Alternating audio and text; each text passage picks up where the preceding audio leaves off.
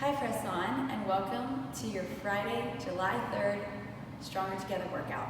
Your workout for today is going to be a 16-minute EMOM.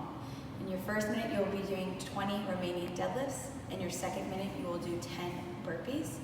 Minute number 3, you'll do 20 alternating lunges. And then in your fourth minute, you will do 10 dumbbell floor presses. The goal of this today is to just try to keep moving throughout. We tried to keep it pretty chill for you guys today after this week. It's been pretty brutal. And if you're planning to come and do the workout with us tomorrow, we don't want you to be broken for that. So just steady movement today, don't overdo it. For your warm-up, you're going to start with 3 minutes of running, biking, jumping rope, something just to get your blood flowing, your body moving a little bit. After that, you're going to go into 8 Spiderman lunges on each leg. So for your Spiderman lunge, right, you're going to step out to shoulder width, nice long lunge. Hands go down to the ground. You can drop your back knee if you need to. And then from here, if you have mobility, you're going to go down onto your elbows, keeping this front foot down, the heel especially. You don't want the heel up here. So heel stays down, all right? And you're going to just press up and go into your next rep, right? And you'll do 8 on each side.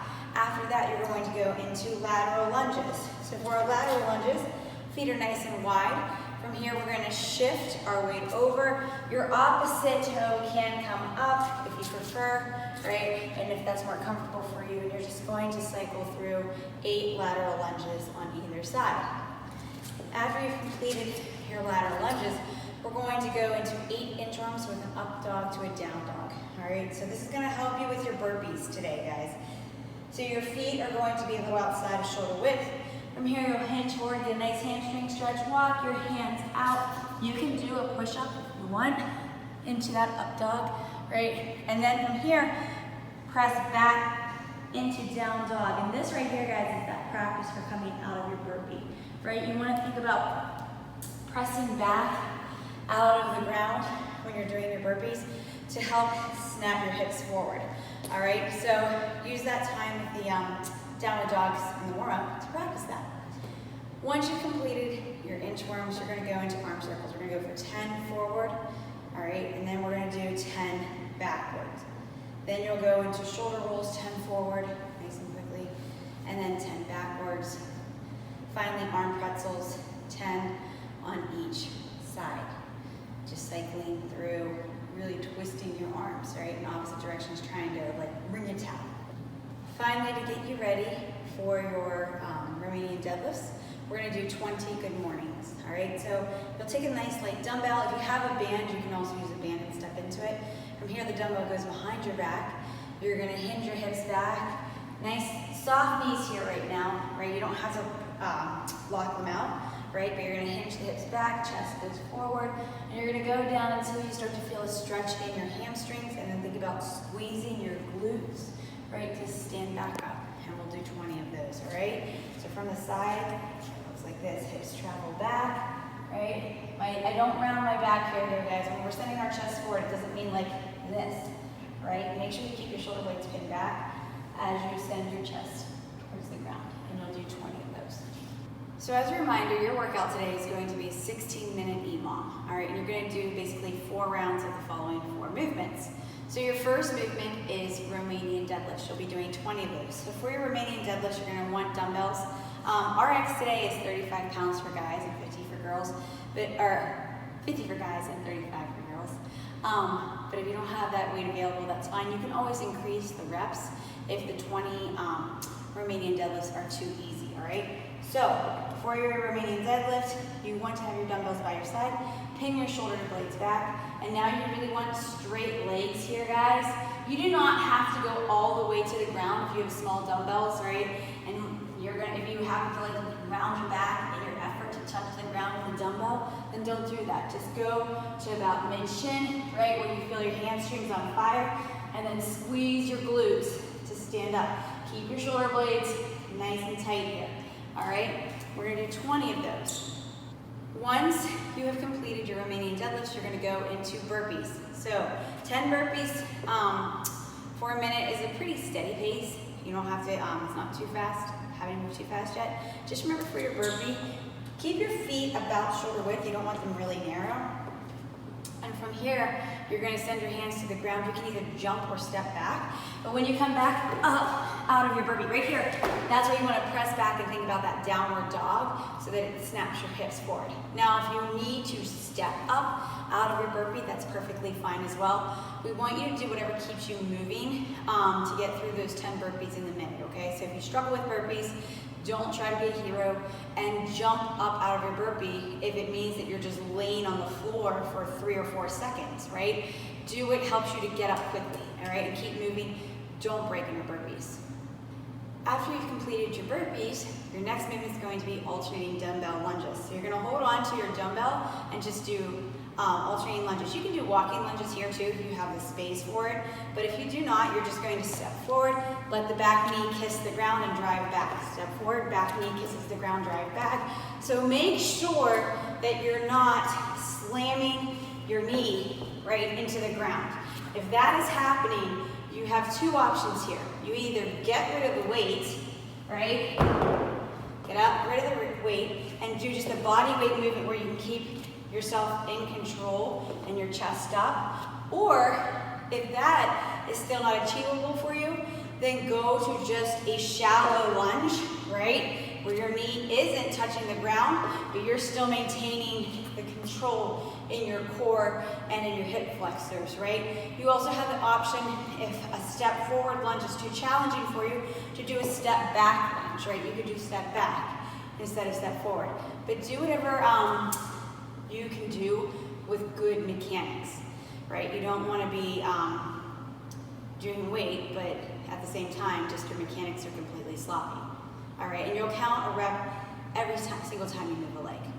Your last movement is going to be 10 floor presses, all right? So for your floor press, you want your legs to be extended, all right, if possible. And from here, you're going to take your dumbbells. Your elbows should be at about a 45-degree angle. They shouldn't be out perpendicular to your shoulders or parallel, to your shoulders. You want them at a 45-degree angle. Keep your core nice and tight. And from here, you're just going to drive the dumbbells up and back down, right?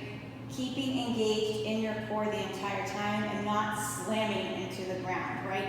The second your triceps lightly touch the ground, you want to be driving back up. Now, if you want to make this a little bit more challenging for yourself, you could actually, if the weight is too light, you could do a crush press where you're holding the dumbbells together, bringing them down to your chest, and coming back up. And in this movement, you're really pressing the dumbbells into each other as you drag them up. This is another option for you. Also, if you have a bench, you can do bench press, all right? So for those of you that are lucky enough to have a bench at home, absolutely go to a bench press, all right?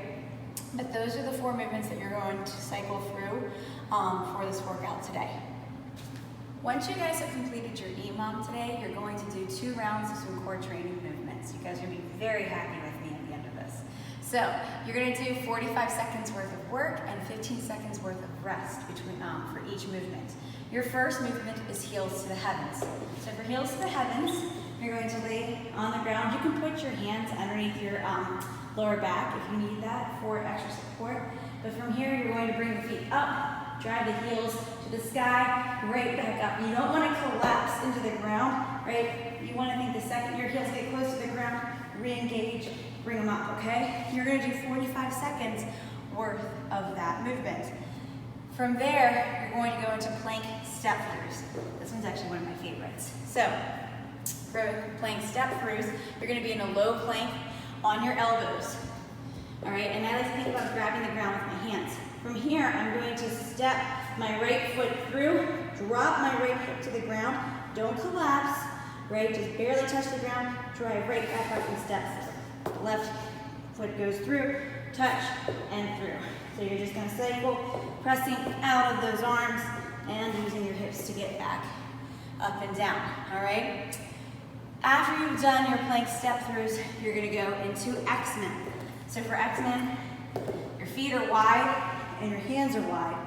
And from here, you're going to bring your legs up and touch, up and touch. So you're not touching your feet, you're going back out into that X position and back up, touching your shins, out and touch your shins. If you can't touch your shins, You can grab your knees, but you're trying to get up and get some part of your leg, not just like your hips, okay?